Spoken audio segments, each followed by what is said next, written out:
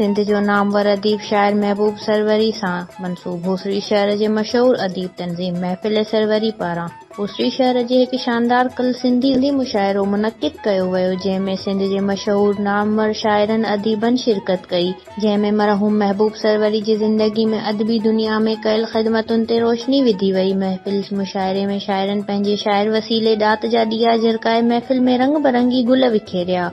महफ़िल में ख़ूब दाद हासिल कयो। इन मौक़े ते महफ़िल में आयल शाइरनि अदीबनि ऐं ॿियनि रोशनी न्यूज़ सां वीचार वंडींदे चयो त महफ़िल सरवरी 1952 में मुंहिंजे वालिद साहिबु हिकिड़ी अदबी तंज़ीम क़ाइमु कई ऐं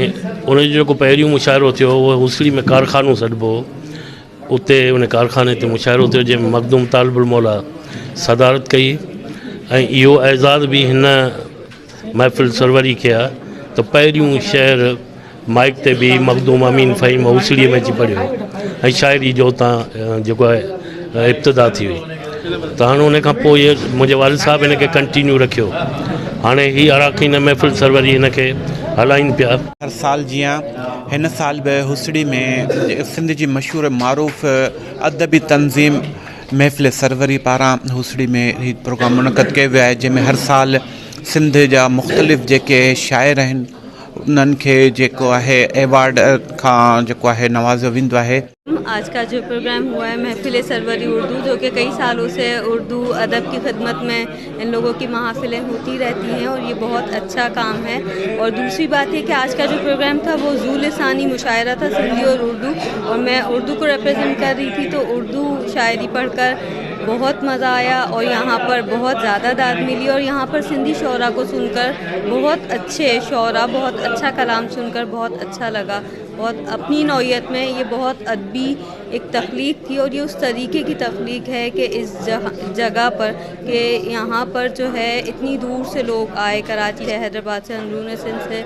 लोग आए और सब ने बहुत अच्छा पढ़ा और बहुत अच्छे तरीके से। महबूब सरवरी जंहिंजे नाले सां हीअ महफ़िल सरवरी मनसब थियल आहे, उते असांजे हुसड़ी जे नंढे इलाइक़े में एक वॾो प्रोग्राम रखियो वियो आहे, जंहिंमें सिंध जा तमामु वॾा अदीब, शाइर, कलमदान ऐं हितां जा समाजी जेके वर्कर आहिनि उहे सभु हिते गॾु थिया आहिनि ऐं महफ़िल सरवरी में हुननि पंहिंजी बहितरीनु शाइरी सां हिन सॼी महफ़िल खे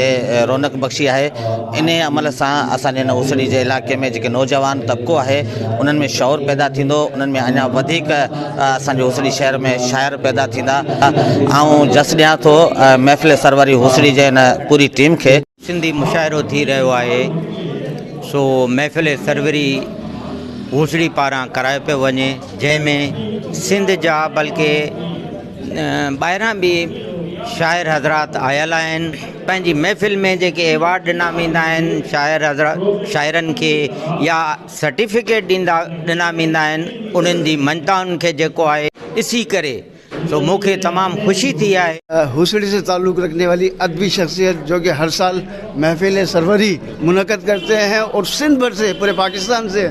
तमाम अदबी शख्सियात को जमा करते हैं, इकट्ठा करते हैं। यहाँ तक कि हुसड़ी शहर के अंदर इन्होंने बहुत से अदबी तालिब इल्म पैदा किए हैं, नौजवानों में शायरी का शऊर पैदा किया है। असांजा जेका कराची में आया वो तमाम सुठा ही वॾा शाइर हुआ ऐं हिते भी जेका शाइर वेठा आहिनि, शाइरा वेठा आहिनि, हू भी तमाम मंझी हुई शाइर हुआ। महबूब सरवरी साहब जेका हुआ वो एक वॾा नालो हो, वॾो नालो हो ऐं हुई महफ़िलूं हुनजे नाले सां सजाइनि था। अॼोकी सालानी जेकी महफ़िल सरवरी हुसड़ी तरफ़ां तक़रीब आहे त कॾहिं सालानो मुशाइरो, पर महफ़िल सरवरी जे तरफ़ां हर साल हुसड़ीअ में हिकिड़ी पुरवकार तक़रीब थींदी आहे, जेका महफ़िल सरवरी असांजे उस्ताद शुरा प्रोफेसर महबूब सरवरी साहब जिन 50 साल पहिरीं जेको आहे सो हिन हुसड़ी में शुरू कई ऐं हिन महफ़िल सरवरी में हज़ारे लातइदाद अहिड़ा शाइर आहिनि जेके सिखिया वठी हींअर सिंध में उन्हनि जो वॾो नालो आहे ऐं उस्ताद प्रोफेसर महबूब सरवरी जी लगातार जेकी महिनत ऐं जदोजहद हुई ही उन जो ई रंग आहे। ही जेको प्रोग्राम रखियो वियो आहे असांजी मारूफ़ शख़्सियत जेको आहे महबूब सरवरी, जेको असांजी फेमस शख़्सियत है तालीमी, अदबी ऐं शाइरी जे मैदान में आहे, उन जे शहर नाले सां ई हुसड़ी शहर मशहूरु आहे ऐं उन खां गॾोगॾु जेको ही प्रोग्राम रखियो वियो हीअ ॾाढो असां इंजॉय कयो ऐं हिन जे अंदरि अदबी शाइर हुआ, राइटर हुआ, लेखक हुआ ऐं जिन जी शाइरी ॿुधी करे हिकिड़ो उत्साह पैदा महफ़िल महबूब सरवरी जो जेको प्रोग्राम हली रहियो आहे इन जी दावत मिली।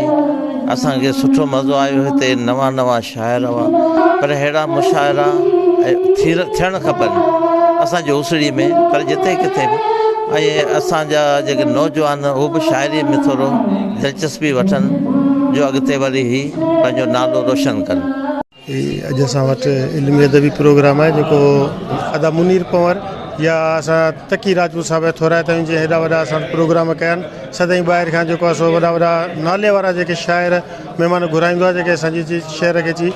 आगाही ॾींदा आहिनि इल्मु अदब जे बारे। त तव्हांजे तवसत सां हिकिड़ी चवणु थो चाहियां त हिते जे माण्हुनि खे, मक़ामी माण्हुनि खे थो अचनि, असांजे प्रोग्रामनि में शामिलु थियनि, कुझु इल्मु अदब जी ॻाल्हियूं ॿुधनि, कुझु ॿुधाइनि असांखे।